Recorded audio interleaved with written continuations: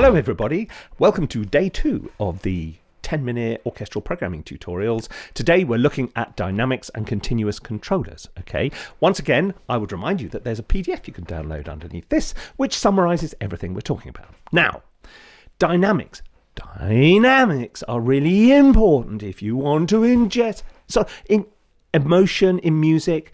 If you just played everything at one dynamic, one velocity, it would be so boring. So in order to inject feeling into your music, people use dynamics, and they use it in a lot of subtle ways. If you're a live player, and remember, yesterday we were talking about locking a musician in a room for an hour, which we thought was a really bad idea.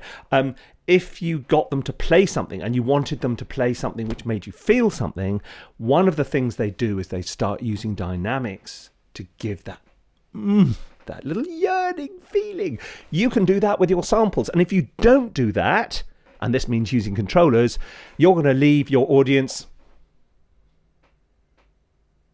And what you want them to do is, okay, so let's work on, right, let's get going with Berlin Brass here.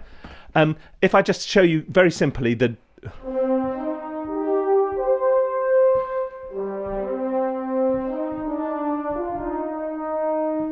Sounds fine, sounds absolutely fine. Now, if we start using some dynamics, which I'm going to do using the controller down there, it sounds a lot better.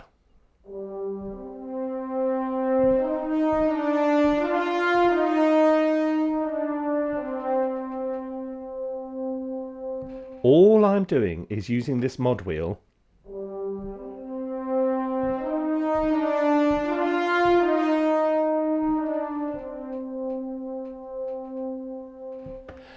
and it makes the whole thing into a performance. This comes back to the main point I was trying to make throughout these things, which is think like a musician. Think like you're playing this instrument, because you are.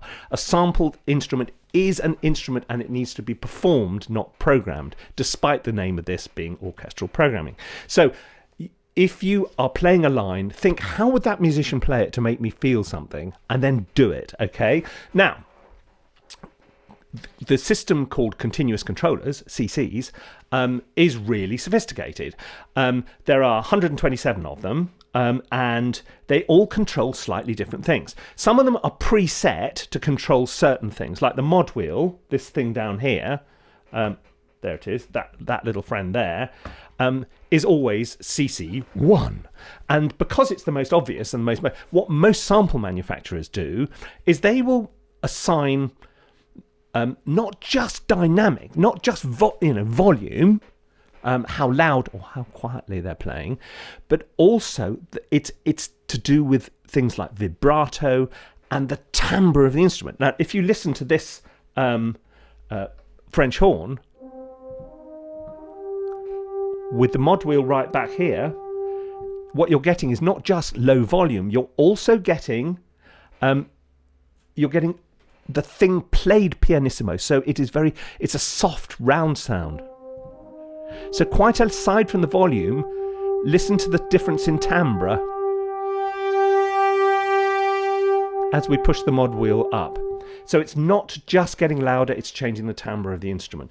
And that is this mod wheel is the easiest way of doing it. Now, it's not the only way of doing it, and there are lots of other controls.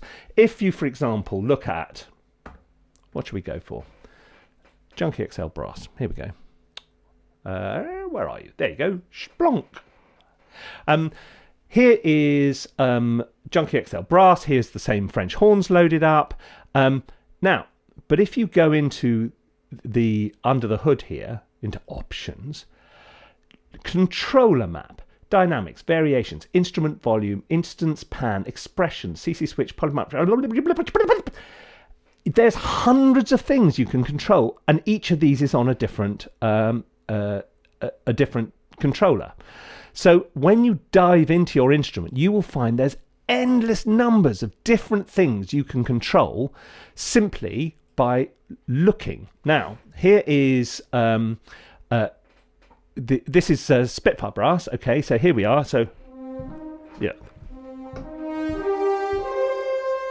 Now, a simple example.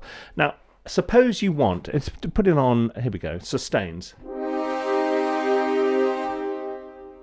Now, if you thought that sustain sounded a bit long, you see you got one called release there.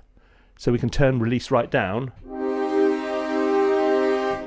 And it stops much more abruptly. Now, this is an important tip. If you right-click on any control in contact, and in a lot of instruments the same thing works. So here we go, right-click. You get Learn MIDI CC Automation, Remove CC Automation. This allows you to assign a controller on your keyboard to, or whatever the other controller might be, whatever controller you've got, to that particular function. So on this keyboard, for example, I have a whole load of little buttons, little knobs here, which I've programmed to send out CC 1, 7, 11, 2, 21, 22, 23, whatever. Now, say CC 2, which is this one here, if I go to, I right-click on release there and go Learn MIDI CC, what it's doing is it's now sitting there and it's listening. It's saying, like that. And the moment I touch this CC2, it will have learned, that now is, you can see it waggling up and down.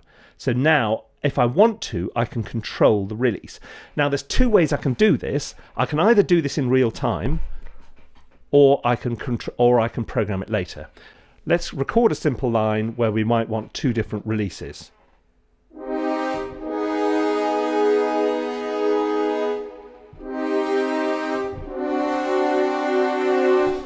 Right, so what I'm going to want here for this little sequence to work properly is I'm going to want a longer release at the start than I want on the second one. So we now go in and we start working with CC2. So now I've opened up the editor and I go into this bit down here. Let's now choose CC2. And I've got my pencil tool. So if I want a long release, I draw a long thing up here like that. And then if I want a short release, I draw it down there. Now what I'm going to get is a slow release here.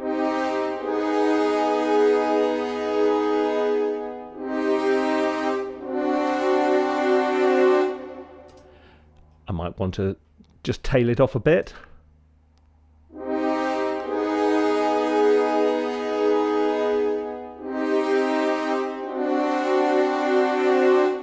I might also want to adjust the velocity. Let me go into the mod wheel. There's a map of what the mod wheel's doing. So I might want it to go do do do do. I might modify that a bit like that. Let's start quieter.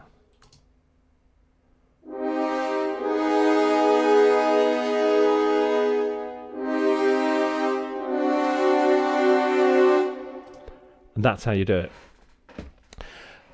Once again, you will notice that this takes a long time.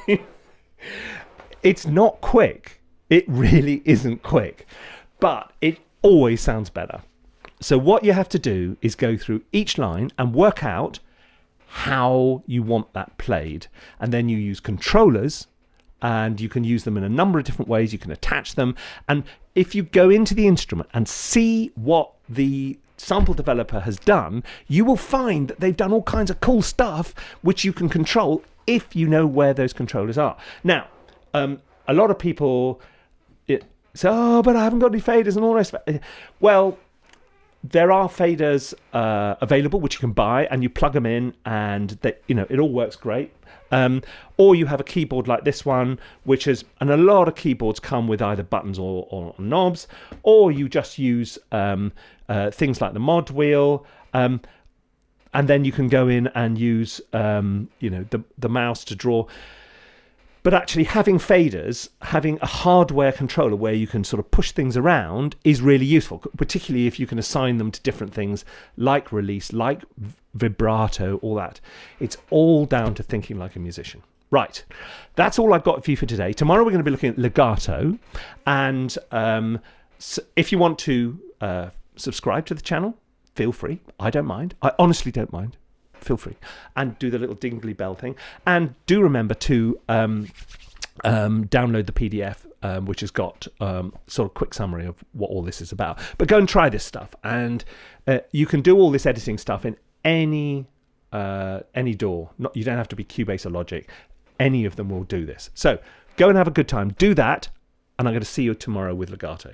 Okay, cheerio.